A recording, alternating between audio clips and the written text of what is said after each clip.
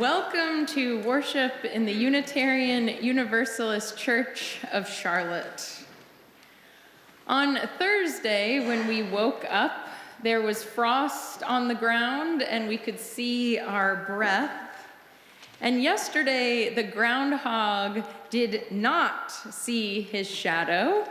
And so he predicted that winter is not going to last all that much longer. The warmth and sunshine of this weekend would suggest that groundhogs are smarter than we might think.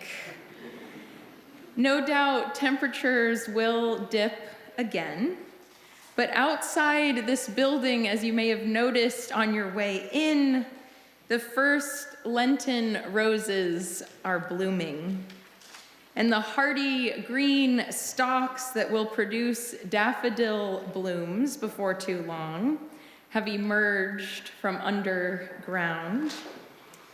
All that's missing is enough warm spring rain to bring the full array of color back to life. So with that in mind, let's show spring that we are ready for its arrival by creating some rain of our own. So all you have to do is stay seated and do what the person standing more or less in front of you is doing.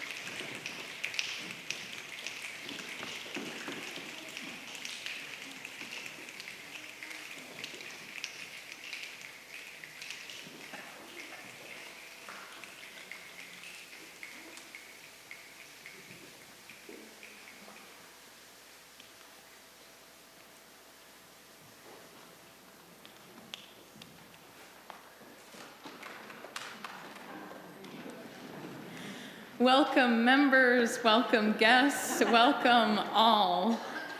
As we prepare to sing, please turn to the people around you and greet them warmly.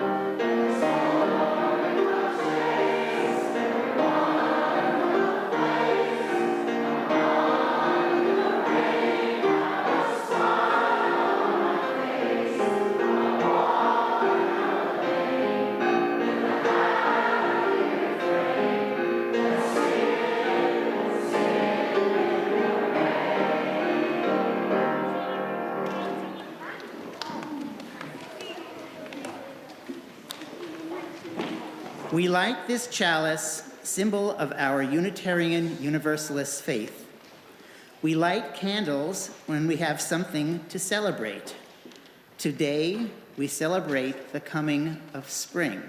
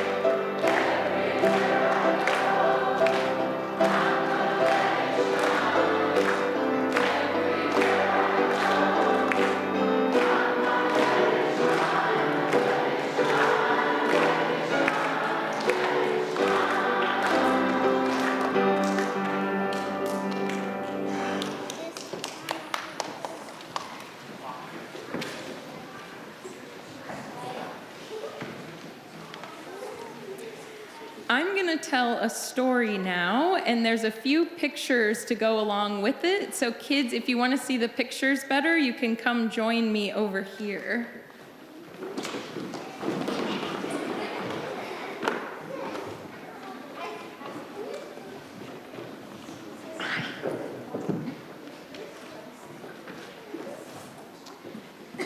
All right, this is a very shortened version of The Snow Queen by Hans Christian Andersen.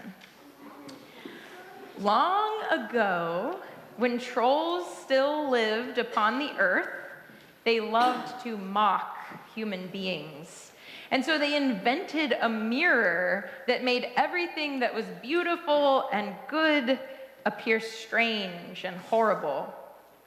One day, the trolls flew up into the sky with their mirror, and it spun out of their hands, shattering into 1,000,000 pieces as it fell to the earth. Some of the pieces were as tiny as grains of sand, and when the wind came, it blew the pieces everywhere. If a piece of the mirror entered a person's eye, nothing looked right again. But far worse was the fate of someone whose heart was pierced by a sliver of the mirror. The person would soon forget the pain. They would go on as before, never knowing that the heart inside of them had frozen into ice. One afternoon, 2 children, Kai and Gerda, were playing in their grandmother's rose garden. Suddenly, Kai said, "Oh, something's pricked my heart." And then he gasped again, "Something sharp is in my eye." Gerda looked into Kai's eyes. There was nothing to be seen, but she cried because she felt sorry for Kai. Kai was usually very kind to Gerda, but his heart had frozen to ice. So Kai turned on Gerda and began to mock her. "You look ugly when you cry." Then Kai looked up and shouted, "Look, that rose up there is growing all crooked, and that one's been eaten by a worm. How horrid they are." Then Kai tore off the roses and stamped on them. One day, when the nights were long and the days were cold, Kai went missing. It was said that during particularly bitter winters, the Snow Queen sometimes appeared, taking children back to her lonely ice palace to keep her company. Rumors began to spread that the Snow Queen had come for Kai. Gerda gathered up all her courage and set off in search of Kai. Sure enough, Gerda found Kai in the Snow Queen's palace, sitting alone, arranging pieces of ice into different patterns. Kai didn't even look up when Gerda rushed over and threw her arms around his poor, stiff body.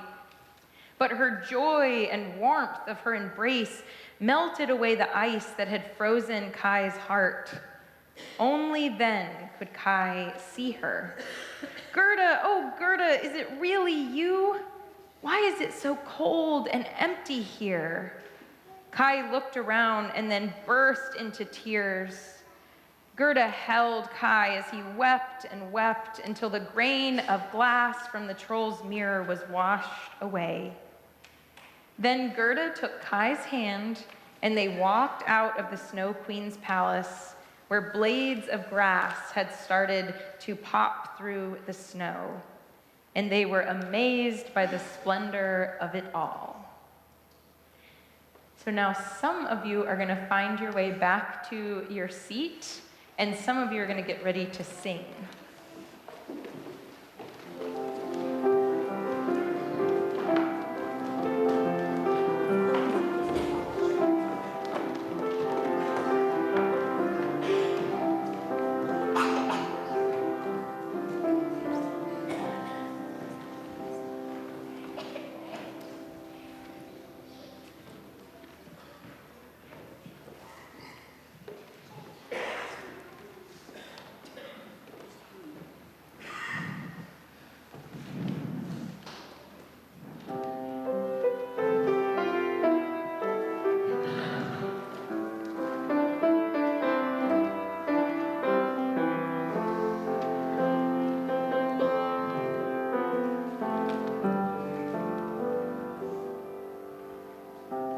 Little pebble upon the sand, from where you're lying here in my hand.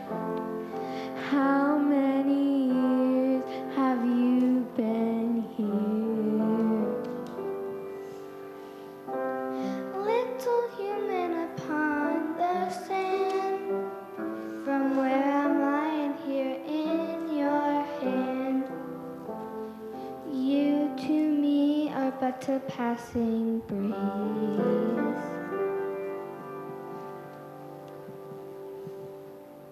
The sun will always shine where you stand, depending in which land you may find yourself.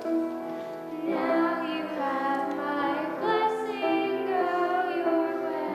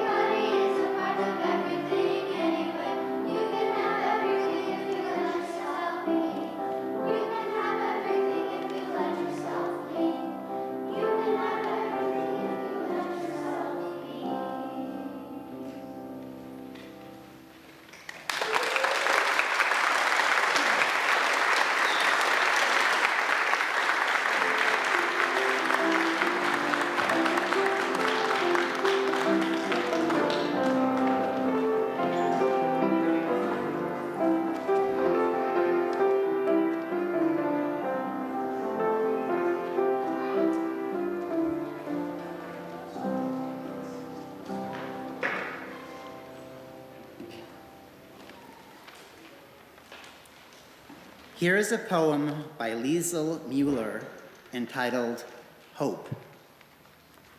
It hovers in dark corners before the lights are turned on. It shakes sleep from its eyes and drops from mushroom gills. It explodes in the starry heads of dandelions turned sages. It sticks to the wings of green angels that sail from the tops of maples. It sprouts in each occluded eye of the many-eyed potato. It lives in each earthworm segment, surviving cruelty. It is the motion that runs from the eyes of the tail of a dog. It is the mouth that inflates the lungs of the child that has just been born. It is the singular gift we cannot destroy in ourselves, the argument that refutes death, the genius that invents the future, all we know of God. It is the serum which makes us swear not to betray one another. It is in this poem, trying to speak.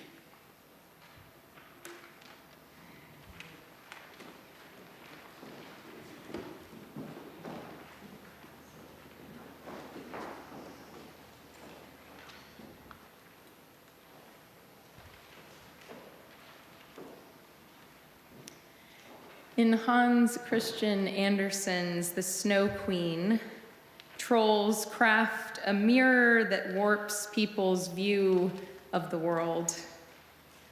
One day, the trolls take their mirror up into the sky, and it breaks.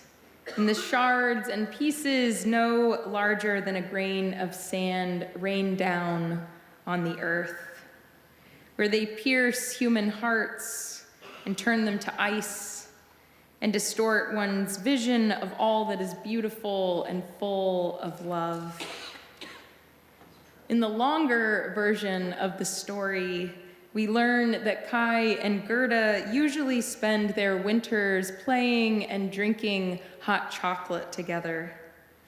They heat copper coins on their grandmother's stove and press them against the frosty window to create a perfect peephole for looking out at the winter sky. But when Kai's heart is pierced and vision blurred by the troll's mirror, the wonder and joy Kai felt sitting with Gerda turns to disillusionment and cynicism. The Snow Queen takes Kai away, and for a large part of the story, we think Kai will be lost to winter forever, cold and alone in his gloom. But the courage of a friend, her compassion and empathy melt the ice around Kai's heart. We can imagine what that might have felt like. It must have been similar to the way it feels to walk inside after a long time out in the cold, when your fingers feel frozen and stiff, and then tingle and ache as they meet the warmth inside and begin to thaw. Gerda helps Kai escape winter, that season when the most obvious and colorful signs of hope go underground. That time when our defenses are up against the cold and we withdraw to conserve what little energy we have. Gerda nearly loses Kai to winter, a season that comes and goes in each of our lives, no matter what the weather outside is doing. As the story goes, the warmth of Gerda's friendship melts Kai's heart. And in that tingling, painful thaw that ensues, Kai cries and cries. Kai's tears wash away the last grain of the troll's mirror. Kai recognizes beauty and kindness again. And the two friends walk hand in hand through the in-between of sorrow and joy. perhaps thinking of the time lost that could have been spent playing together, while simultaneously soaking in the relief that the darkest days are behind them. They step outside into the last days of winter and see the little shoots of green peeking through the snow. The last days of winter, which incidentally is where we find ourselves in the turning of the seasons. Poet Marilyn Nelson writes, "Spring speaks to each of us in a language our bodies first and then our minds understand. That softening of gust into waft and breeze, those layers of clothing shed, squirrel races spiraling the tree trunks." She says, "One of the first things I notice and remember with delight every spring is the nocturnal song of the peepers. I know they are tiny frogs, but I've never seen one. Yet the first few times I hear their song, I smile. I literally smile. The peepers say that even though there's still a skim of ice floating on that part of the pond, spring will come." About this time, Nelson writes, though cold still remains, I start to see moths in my headlights. The night, vacant and silent for months, is now more and more full of living things. She continues, there are, of course, regional differences in both experience and metaphor. In some places, spring happens as slowly as lake ice melts. In other places, you go to bed one winter night, and by dinner time the next day, it's summer. Though I'm still dug in for a solitary winter, she says, I can sense the approach of spring. The last few days I've heard birds calling from the thicket and thought, oh, spring is coming, and done a little internal dance. Now, you may be familiar with the pagan observance of Yule in December, or the winter solstice, as it's also known, the longest night of the year. And you may be familiar with the spring equinox in March, the first day of spring, when day and night occupy an equal amount of time, the day known to pagans as Austera. You may be less familiar with Imbolc, which occurs in early February between Yule and Austera. Imbolc comes before cold has gone and before warmth has fully arrived. For us in the greater Charlotte area, this seems to mean we go from almost t-shirt weather to wearing a winter hat, coat, and gloves, and back again. Observers of Imbolc take the opportunity to clear themselves and their homes of winter, burning any greenery left over from Yule, clearing away cobwebs and dust that have collected in the season of rest, the season of preservation and waiting. Observers of Imbolc offer prayers that the possibilities and hopes that have been dormant within them might soon find light. In a number of earth-based traditions, Imbolc marks the moment when the goddess is said to have just healed from the effort of laboring through the longest night of the year to give birth to the sun. Imbolc is not a celebration of certainty, of having left the winter fully behind for a season of renewal and possibility. Instead, early February marks a turning point when the goddess has healed just enough to find her footing, testing if she can eat something more substantial than broth, curious if she is up for a longer walk. Imbolc is a day part fragile and part strong.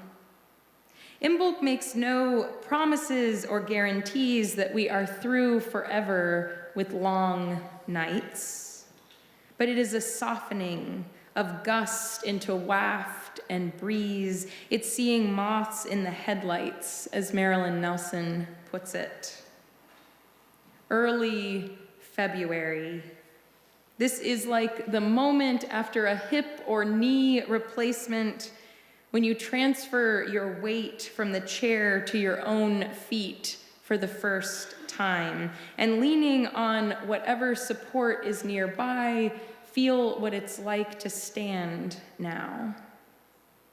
This is the moment after a vicious encounter with depression, when you have felt overwhelmed, lost, depleted, numb for so long.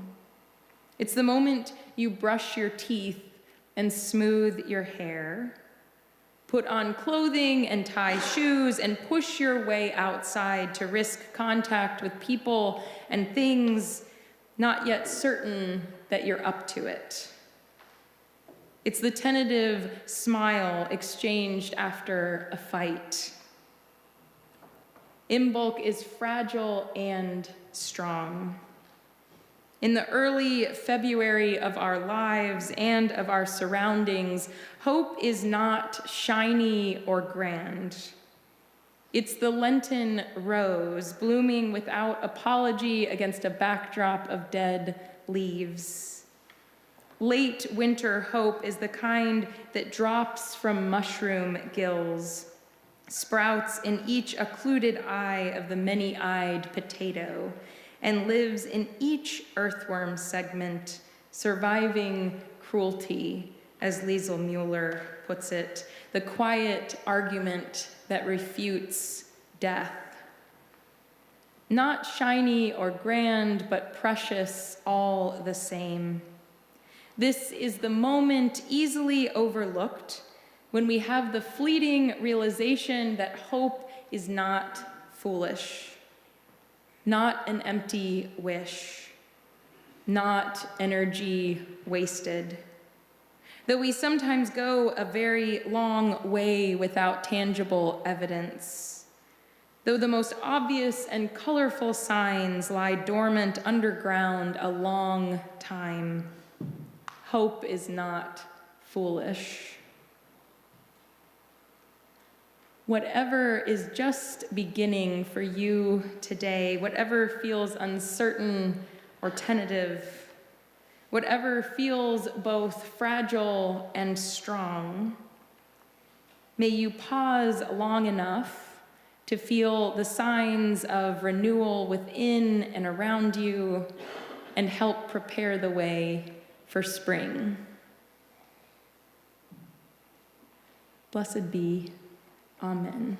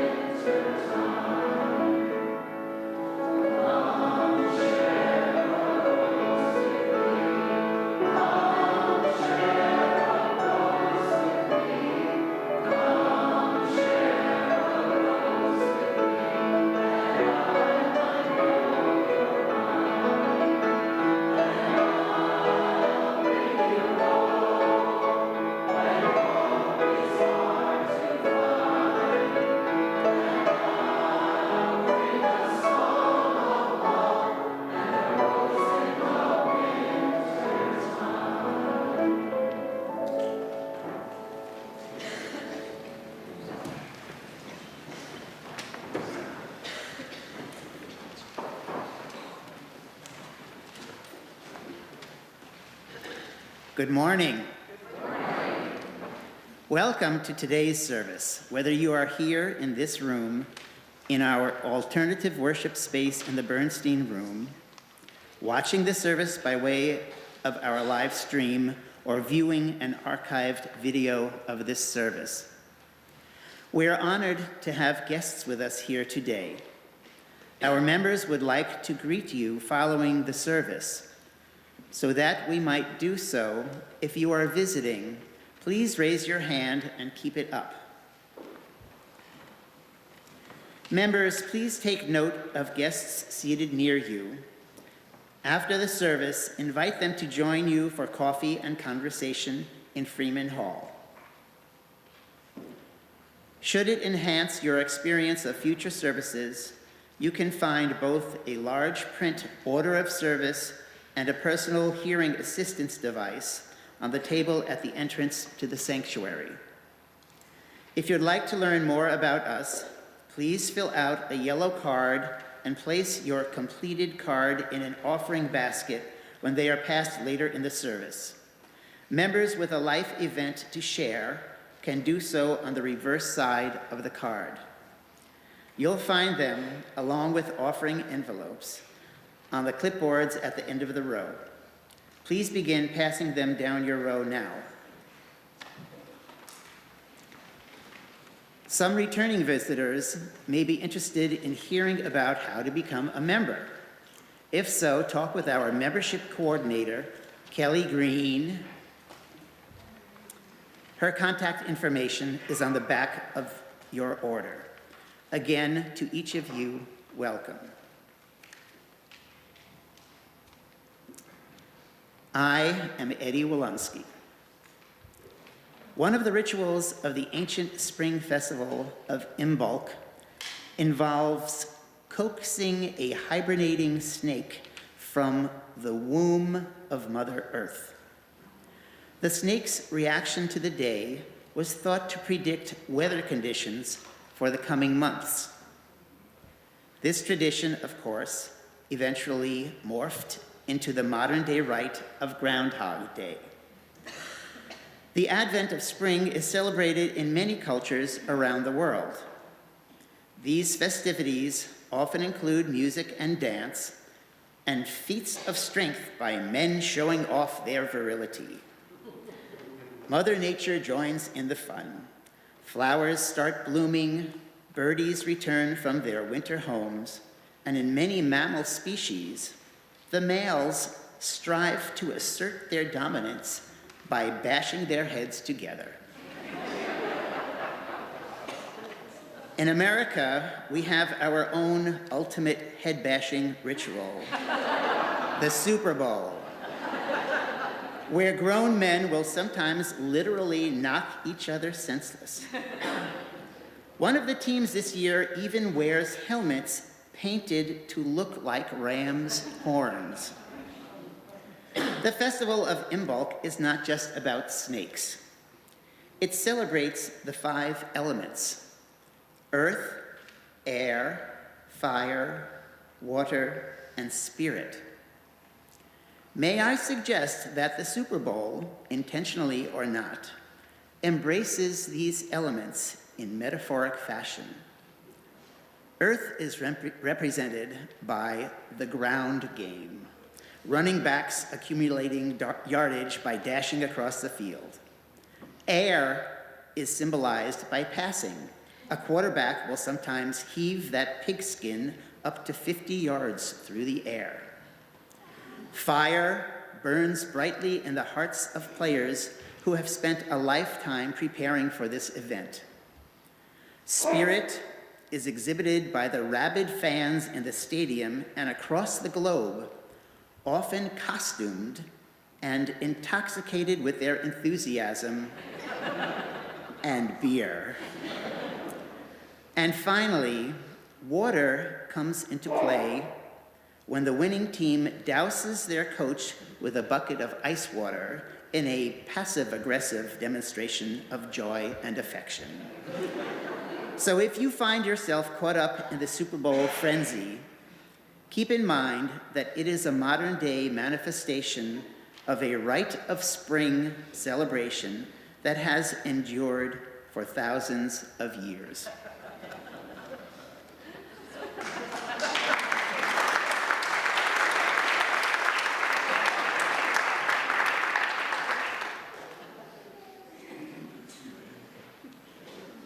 Thank you, Eddie. If you would like to learn more about the life of our congregation and the various ways to engage here, you can look through the back of your order of service, explore our website, or subscribe to our weekly e-newsletter, Currents. If you are visiting today, we invite you to get that cup of coffee or tea in Freeman Hall and then head downstairs to the conference room where a longtime member will be waiting for a casual conversation to answer any questions you have and let you know more about us. Registration for Luna Rising opens today. Luna Rising is our congregation's annual celebration of the feminine spirit for ages 7 and above. The event itself will take place on Saturday, March 2nd. You are invited to stop by Freeman Hall after the service to learn more about the design for our mural. Sherry Sample and Beth Mousset will take time to share the process with you and show you the images that have inspired their design thus far. Everyone is also invited to join the UUCC singers in our Singing Valentine Outreach concert at Brookdale, Carriage Club, and Royal Park next Sunday afternoon. Now we turn our thoughts beyond these walls to people far away and nearby. Somewhere, as we speak, someone has just stayed up through the night to finish a good book. Someone has just gone swimming in water that was just the right temperature. Somewhere, someone has canceled the day's obligations to spend more time with someone they love. May we feel kindred with people near and far who have known delight and rest and comfort this week. May we feel kindred with people near and far who have known fear, exhaustion, and loss this week. We send our prayer beyond these walls that all those who seek hope may recognize it in both subtle and grand forms. Here in our congregation, if there is a weight on your heart, if you are in the midst of illness, grief, depression, if you received some unexpected good news this week, if you arrive here with cause for celebration, may you feel held by this community.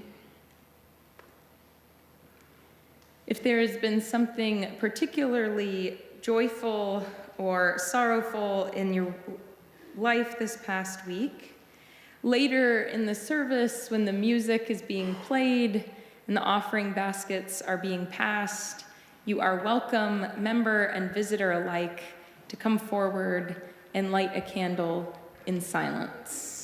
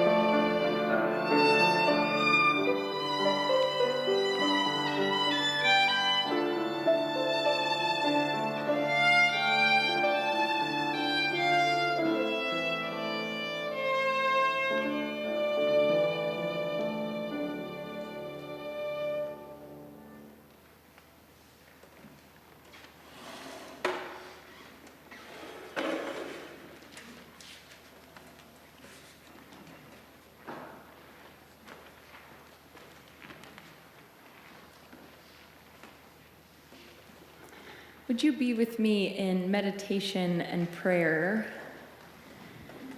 becoming more aware of your breath, letting distractions come and go as they will. This poem is by Ross Gay. If you find yourself half naked and barefoot in the frosty grass, hearing again the earth's great sonorous moan that says all you love will turn to dust and will meet you there, do not raise your fist. Do not raise your small voice against it. And do not take cover. Instead, curl your toes into the grass. Watch the cloud ascending from your lips. Walk through the garden's dormant splendor. Say only, thank you, thank you.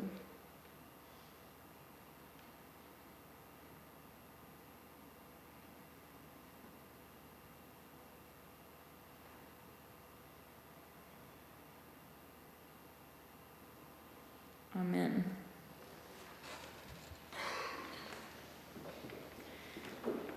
These words are adapted from Unitarian Universalist John Saxon.